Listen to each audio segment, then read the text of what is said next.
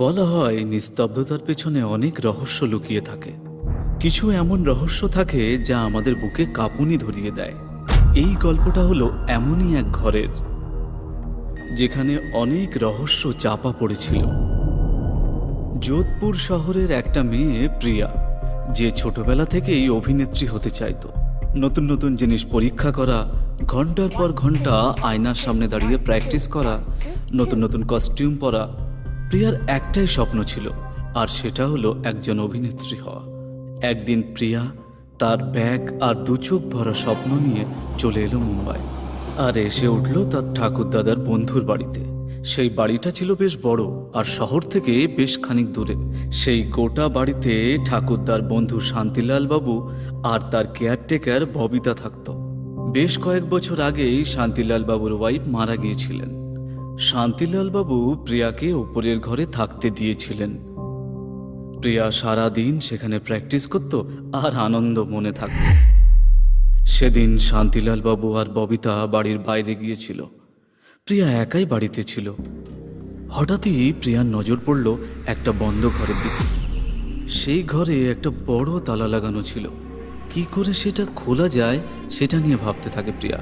যেই প্রিয়া তালাটায় হাত দেয়, হঠাৎই ঘরের আলোগুলো জ্বলে উঠতে শুরু করে আর এক অদ্ভুত শব্দ আসতে থাকে। এসব কি হচ্ছে প্রিয়া মাথামুন্ডু কিছুই বুঝতে পারছিল না। তখনই ববিতা সেখানে এসে হাজির হয় আর সে প্রিয়াকে দরজাটা না খোলার উপদেশ দেয়। তারপর প্রিয়া নিজের ঘরে ঘুমোতে চলে যায়। রাত প্রায় ৩টের সময় প্রিয়া জেগে ওঠে।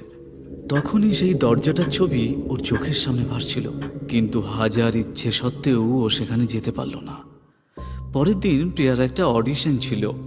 ডাইরেক্টর ওকে একটা নতুন বইয়ের রোল দিয়েছিল আর বলেছিল প্র্যাকটিস করতে। প্রিয়া সেদিন খুব খুশি ছিল। ও বাড়িতে এসে শান্তিলাল বাবুকে সব কথা খুলে বলল আর নতুন বইয়ের ভূমিকায় অভিনয়ের জন্য প্র্যাকটিস করতে থাকে। সেদিন রাতে প্রায় 1টার সময় হঠাৎই প্রিয়ার সেই ঘরটার কথা মনে পড়ে গেল। তখনই ও ঘরটার কাছে গিয়ে তালাটা খোলার চেষ্টা করে আর তালা খুলে যায়। প্রিয়া ভেতরে গিয়ে ঘরটা দেখে একেবারে চমকে ওঠে। ঘরটা পুরো খালি ছিল। ঘরের মধ্যে শুধুমাত্র একটা লাল বেনারসি পড়েছিল। প্রিয়া সেই লাল বেনারসিটা হাতে নিতেই ওর এক অদ্ভুত অনুভূতি হতে থাকে। ও সেই লাল বেনারসিটা পরে ফেলে। প্রিয়া লাল বেনারসিটা পরে আয়নার দিকে তাকাতেই দেখতে পায় তার মুখ পুড়ে গেছে। ওর একটা চোখ যেন ঠিকরে বেরিয়ে এসেছে, চুলগুলো সব খোলা। প্রিয়া খিলখিল করে হাসতে থাকে। ওর নুপুরের আওয়াজ এমনভাবে গম গম করতে করতে থাকে যেন কেউ স্পিকার অন করে দিয়েছে। তখনই ববিতা সেখানে এসে ওর চেহারা দেখে ভয় পেয়ে যায় আর জোরে জোরে চেঁচাতে থাকে। তখনই শান্তিলাল বাবু সেখানে আসেন আর লাল বেনারসিটা দেখে খুব ভয় পেয়ে যান। হঠাৎই ঘরটার ছাদ থেকে রক্ত পড়তে থাকে আর প্রিয়া হাওয়াতে ভাসতে থাকে। যখনই ববিতা প্রিয়াকে শান্ত হতে বলে, তখনই প্রিয়ার রাগ আরো বেড়ে যায়। আরও ববিতাকে বড় বড় নখ দিয়ে আঘাত করতে শুরু করে। ববিতা নিজেকে ছাড়াবার প্রাণপণ চেষ্টা করে, কিন্তু প্রিয়া ওকে ছাড়ে না আর ববিতা মারা যায়। প্রিয়া ববিতার লাশের ওপরে বসে তাকে লম্বা দাঁত দিয়ে ছিঁড়ে ছিঁড়ে খেতে থাকে।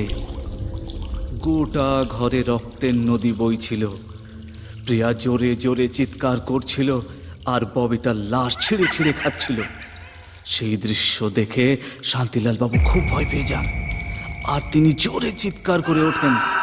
এবার প্রিয়ার নজর পড়ে শান্তিলাল বাবুর ওপরে। প্রিয়া উড়ে এসে শান্তিলাল বাবুকে আক্রমণ করে, কিন্তু সুযোগ বুঝে শান্তিলাল বাবু সেখান থেকে পালিয়ে যান আর ঘরটা লক করে দেন। সারা রাত ভয়ের পরিবেশে কেটে যায়। পরের দিন শান্তিলাল বাবু যখন খবরের কাগজ পড়ছিলেন, তখন প্রিয়া ছোট জামা কাপড় পরে এসে শান্তিলাল বাবুর সামনে বসে পড়ে। শান্তিলাল বাবু খবরের কাগজে মুখ লুকিয়ে প্রিয়ার দিকে তাকাতে থাকলেন। তখনই ববিতা সেখানে এসে হাজির হয় আর তা দেখে শান্তিলাল বাবু ভয় পেয়ে যান, কারণ ববিতা তো কাল রাতেই মারা গেছে। ববিতা তার রোজকার কাজ করতে শুরু করে, কিছুক্ষণের মধ্যেই গোটা ঘর নুপুরের শব্দে গম গম করতে থাকে আর ঘরের ছাদ থেকে রক্ত ঝরতে থাকে। শান্তিলাল বাবু এই সব দেখে অত্যন্ত ভয় পেয়ে যান আর তিনি বাইরে পালিয়ে যাওয়ার চেষ্টা করতে থাকেন। আর তখনই ঘরের সব দরজা বন্ধ হয়ে যায় আর ববিতাও যেন কোথাও অদৃশ্য হয়ে যায়। তখন প্রিয়া সেখানে লাল বেনারসিটা পরে আসে। প্রিয়া সারা শরীর পোড়া ছিল আর ওর মুখ ছিল ক্ষত বিক্ষত আর ওর সারা শরীর থেকে আগুনের শিখা বেরিয়ে আসছে। সেই দৃশ্য দেখে শান্তিলাল বাবু হাত জোড় করে প্রিয়ার সামনে বসে পড়েন আর তাকে ছেড়ে দিতে বলেন। ছেড়ে দাও আমাকে, ছেড়ে দাও, ছেড়ে দাও আমাকে, ছেড়ে দাও। প্রিয়া শান্তিলাল বাবুকে দেখে আরো ভয়ঙ্কর হয়ে ওঠে আর ও শান্তিলাল বাবুকে তার দাঁত দিয়ে কামড়ে খেতে শুরু করে। অনেকে বলে বেশ কয়েক বছর আগে শান্তিলাল বাবু তার ওয়াইফ ওই লাল বেনারসি পরা অবস্থায় আগুনে পুড়িয়ে মেরেছিলেন, তাই তার আত্মা প্রিয়ার শরীরে ভর করে প্রতিশোধ নিতে এসেছে।